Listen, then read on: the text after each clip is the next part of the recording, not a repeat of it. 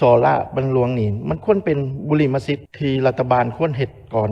การสอราบรรลวงในรัฐเฮายังเป็นเรื่องปกติเกินไปโพดเพราะว่ามันมีหมดทุกหม่องทุกระดับทุกชนชั้นทุกตำแหน่งทุกคมเขตข้าพเจ้าอยากเว้าถึงแผนเศรษฐกิจภายใน5 ปีข้างหน้านี่ต้องเบิ่งขึ้นว่าปัญหาและอุปสรรคของเฮาแท้ๆมันแม่นอันใดเนาะข้าพเจ้าอยากเว้าถึงเรื่องการสอราบรรลวงนี่เนาะเพราะว่าการสอราบรรลวงนี่มันควรเป็นบุริมสิทธิ์เนาะที่รัฐบาลควรเฮ็ดก่อนเนาะเฮียนบรรดาทานการสอราบรรลวงในรัฐเฮายังเป็นเรื่องปกติเกินไปโพดเพราะว่ามันมีหมดทุกหม่องทุกระดับทุกชนชั้นทุกตำแหน่งทุกคมเขตอันนี้นี่มันเฮ็ดให้ผลประโยชน์ของประชาชนนี่มันหายเนาะได้สังเกตเห็นว่าตำแหน่งใดที่มันพอได้ทำมาหากินได้นะบ่อยากย้ายเนาะถึงมันได้ย้ายตำแหน่งสูงกว่ามันก็บ่อยากย้ายหรอกเนาะเพราะว่าอันนี้มันสิ่งที่เฮาเห็นและก็ได้ยินหนาหูหลายเนาะในเวียกงานการปฏิบัติของรัฐเนาะท่านประธานการค้นที่โกงประเทศชาตินี่นะประชาชนนี่ในสังคมลาวเฮายังมีจุดยืนอยู่สำหรับพวกนี้เนาะคนยังนับหน้าถือตาถือว่ายังให้เกียรติหลายนะอยู่ในสังคมเฮาเนาะการประมูลโครงการคือกันยกราคาสูงเกินไปโดยเฉพาะเป็นการพัฒนาพื้นฐานโครงรางเส้น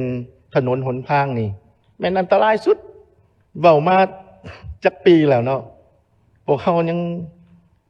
ยังแบบเฮ็ดบ่ได้นะเพราะว่าบางอันนี่นะโดยเฉพาะเงินกู้นี่นะแห้งคักเป็นเงินสดนี่มันแห้งหอมหวนเนาะที่สุดเขาแห้งอยากได้โครงการลักษณะจังซี่ทั้งประชาชนนี่บ่ได้อยากได้แต่ว่ามีกลุ่มก้อนหนึ่งอยากให้มันเกิดวางสันซะเนาะเขาเห็นได้ชัดเจนนี่คือโครงการ BRT นี่เริ่มแต่มีความคิดเนี่ยตั้งแต่ปี 2008 เนาะจนมาปัจจุบันนี่2025มันเกือบ17 ปีแล้วถือว่าโครงการนี่มันบ่มีฮอดประชามติจักดีเลยเขาบ่เคยเอามาขึ้นมาอยู่ในสภานี่เนาะหรือพวกทานเฮ็ดสำรวจเองจ้างต่างประเทศมาเองก็ต่างประเทศก็กินกันเป็นสอโกงเป็นคือกันมันบ่แม่นว่าต่างประเทศแล้วก็สอโกงบ่เป็นเนาะอันนี้มันบ่ต้องยืนยันถึงขนาดนั้นเนาะมันต้องเอามาเฮาเฮ็ดเพื่อประชาชนเฮาต้องเอามาจากขึ้นมาสภานี้ประชามติให้เห็นดีว่าปัญหามันแท้เหมาะกับวิถีชีวิตของประชาชนเฮา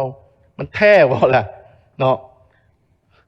บ่อนจอดรถเฮาก็บ่มีขึ้นเนาะเพิ่นบอกว่ามีเพิ่นจัดแจงบ่อนจอดรถข้าพเจ้านี่ไปถามมาแล้วเนาะพ่อแม่พี่น้องย่างอยู่ในซอยนี่ขึ้นมามันยากมันลำบากอีหลีเนาะตัวนี้นี่มันพวกเฮานี่ควรเบิ่งคืนเนาะตัวนี้เพราะว่าการเฮ็ดโครงการหนึ่งมันบ่แม่นการทดลองเลยเนาะร้อยก็ล้านเกือบ100ก็ล้านเหรียญนี่มันบ่แม่นของหลินเนาะมันเป็นหนี้ของชาติพวกเฮาต้องระมัดระวังฉะนั้นการปราบปรามสอราบรรลวงนี่มันควรเอาขึ้นมาเป็นวาระแห่งชาติเนาะสุดท้ายนี่ข้าพเจ้ามีแนวคิด3ข้ออยากเสนอทางรัฐบาลแนวนี้เนาะข้อที่1การปราบปรามสอราบรรลวงนี่เนาะมันหมายความว่ามันแสดงเห็นถึงความหักชาติตามคำขวัญเฮาเลย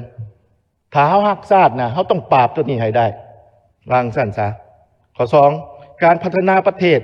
จะสำเร็จได้นะคณะรัฐบาลนี่ต้องมีความบริสุทธิ์ใจตัดสินใจสุด